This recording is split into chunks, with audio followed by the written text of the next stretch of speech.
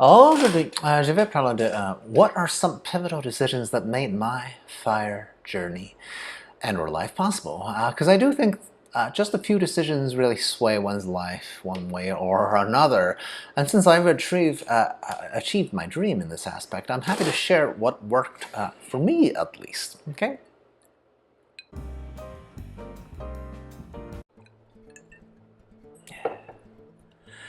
Hey, Zumpuck here. Oh man, it's been a while. I've been away due to fun reasons. Also, technically I got a cold recently. Sorry, but now I am back and I do love that I am likely never to run out of topics because even when I can't think of what else to rant about, the internet is always helping me out. The inspiration today comes from a Redditor's question about that one life decision that accelerated one's fire path.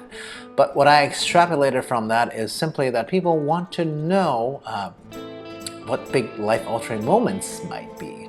A common false positive here, I think, is your initial career choice. I know when I was young and barely starting out, people talked about your college major as if it's the most pivotal thing in terms of how much money you'd make. Yeah, that did not matter to me at all, okay? I went to school for engineering and literally never, ever used that degree, or barely any of that education. I picked an industry that I thought sounded cool, aka advertising, but didn't also land any roles in the sexy part of that field, therefore couldn't really predict where my career was going at all. And yet, despite all that, I do believe there were a few decisions in my life that has led me to where I am now, aka a life filled with literally only first world problems. So let's do it. Let's get to it. Anyway, if you're intrigued by what I might say, please subscribe, like, comment, share, all that social media buzzwords, or whatever, because I'm rich enough for me and I'll be great regardless. Now, in chronological order, the first thing I did once I picked a career or niche is simply letting recruiters job hunt for me. I'll admit, obviously, having multiple recruiters reach out to me and actively trying to find me new roles, that is a luxury, okay? That's not possible in all fields or industries, okay? Most of the recruiters that I had a passing relationship with are all fairly specialized in my little niche as well, so that's a win-win. They get me to move companies and they get a commission from the employers, presumably. All I know is that I have never paid the recruiters myself, okay? And I win because whenever I move jobs, I get a raise, because otherwise, why else would I possibly move employers? I'm kidding. The reality is that what I look for was both an expansion of my bank account, obviously a raise, and an increase in my responsibilities at each new gig. After all, this was all happening in my 20s, right? When that was happening, fire was far from my mind. And mostly all I was aiming to do was simply make more dough.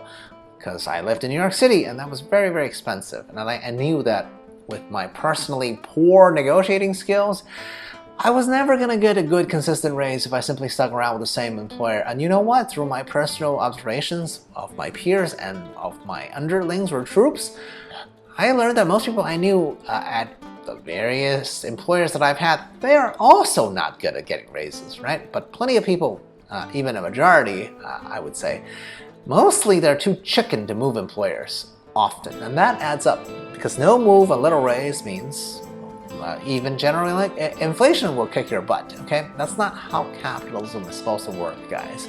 If you're a winner, you gotta aim higher and have professionals job hunt for you, or me in this case, because that made my life much easier, okay? Second point, choosing a risky startup instead of a big safe company. The company I most attribute to my fire success is, of course, my last employer, and that is, well, you know, Apple, okay? You can see that in my background. It is an old established name in tech. Most people know it. It's part of FANG, right? The reality is that I'm not sure if they would have ever hired me on my own merits, and somehow I got there anyway, and I thrived there just fine, okay? I was well rated.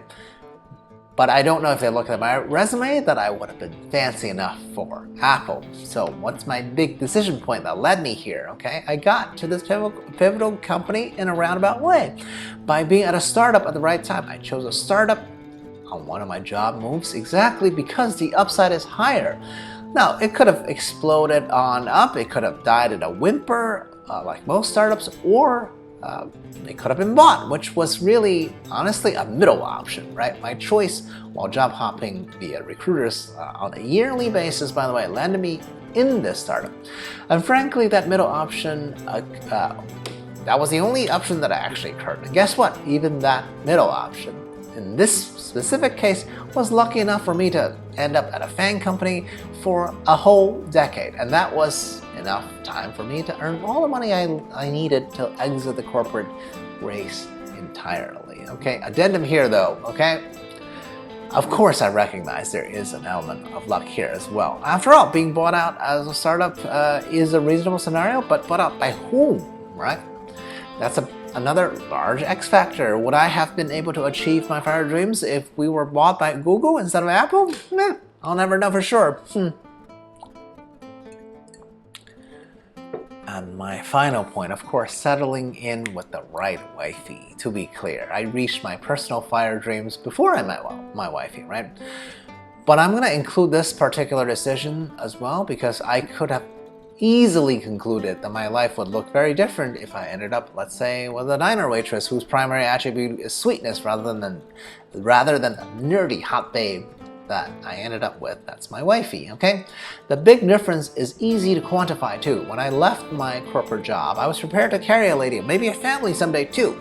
Because, you know, I'm the man, that's what men do, as I was taught anyway. But I'd say if I was the only one carrying the regular type of financial burdens, then we'd just be in regular fire mode. Instead, I met my wifey, who had her own separate fire dreams, and of course she achieved it in even slightly less time than I did. So now the two of us are essentially in chubby fire territory right now, and based on my calculations, we might even slide into fat fire soon enough, okay? Fingers crossed.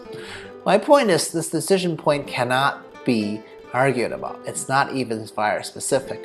Just life-wise, the right partner is everything. They can make or break you. So would I suggest everyone find the bestest wifey like I did? Absolutely, but I have no idea how to go about achieving that because it took me a long time to luck into this scenario personally. Yeah. In conclusion, I named my big moments, right, in life that somehow indirectly led me to more money and more stability and better future outlooks. And notice that in all three scenarios, well, luck was involved. But I want to emphasize, just because I never discount luck, right, that in itself is not the primary factor either, right? Each of these are still based on difficult personal choices that I had to make. Let me just be clear, I got into advertising knowing that it's not that lucrative overall, or on average, right? I joined a startup knowing that it could fail within a year or two and force me to look for work again, right? Rather than be comfortably looking for work via recruiter. Again, on the partner thing, that's even more luck than the other two, okay? So maybe all I did there was not settle prior with, with previous lady friends. Anyway, my point is, whatever you're doing in life, you have to weigh risk versus potential rewards. And if you want to fire and you want to get through that dream a little earlier, a little faster, then a certain amount of risk-taking is inevitable, right? Am I off my rockers? Feel free to yell at me below. Until next time, cheers. A la Protion.